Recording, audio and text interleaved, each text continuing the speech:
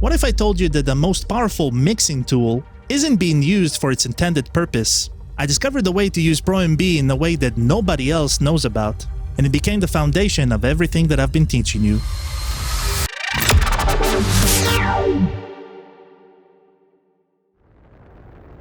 Two years into producing, I was using Pro-MB like everyone else, as a multiband compressor on my master chain. I heard people say it gives you more control than a regular compressor, compressing each frequency area independently. Made sense, but I was still struggling with my mixes, still guessing, still getting inconsistent results.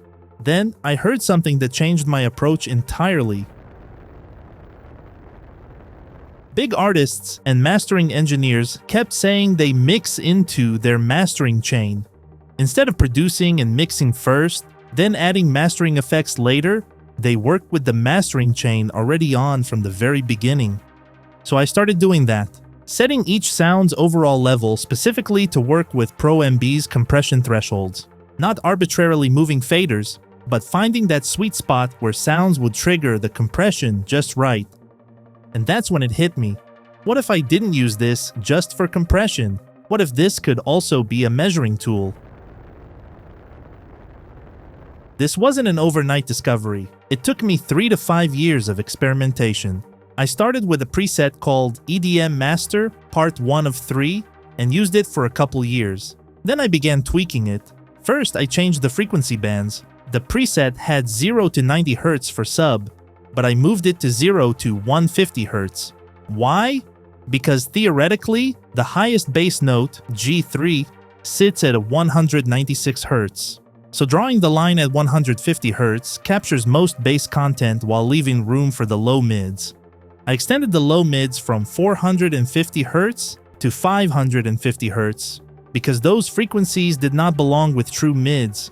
Every adjustment was based on actual acoustic science, not random numbers. Then came the crucial part. I adjusted the individual thresholds of each band, not randomly, but to create the most neutral, balanced sounding curve possible.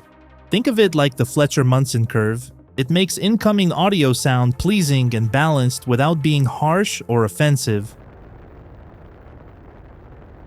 I started testing it with kick drums because they have the full frequency spectrum.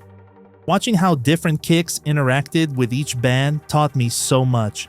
So eventually, I was able to arrive at the perfect balance. The best threshold curve that sounds balanced to human ears. It's not just measurement, it's measurement calibrated to how we actually perceive sound.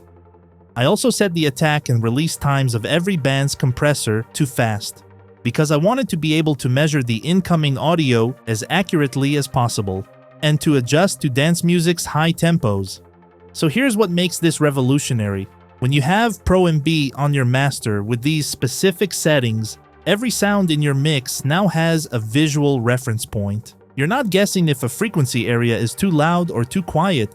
You can see exactly where it sits relative to the threshold. I'm still shocked I'm the only one who discovered this, but it makes sense. When we're taught to use our ears to get better at listening, when that's drilled into you, why would you look for another way?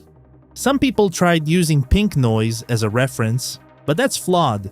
While pink noise sounds more pleasing to the human ear than white noise, it still doesn't sound good overall because its spectral curve is not ideal for music production.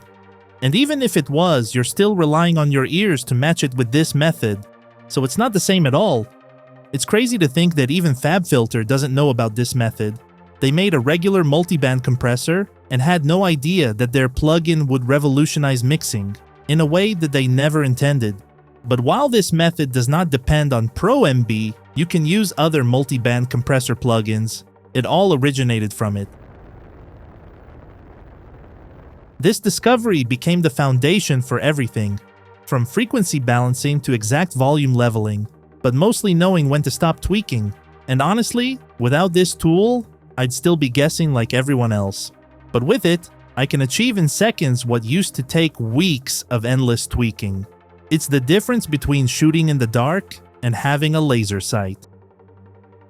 But here's what happens when producers don't have that kind of understanding. They start looking for shortcuts. There's one plugin everyone's reaching for to fix their muddy mixes, instead of actually mixing properly.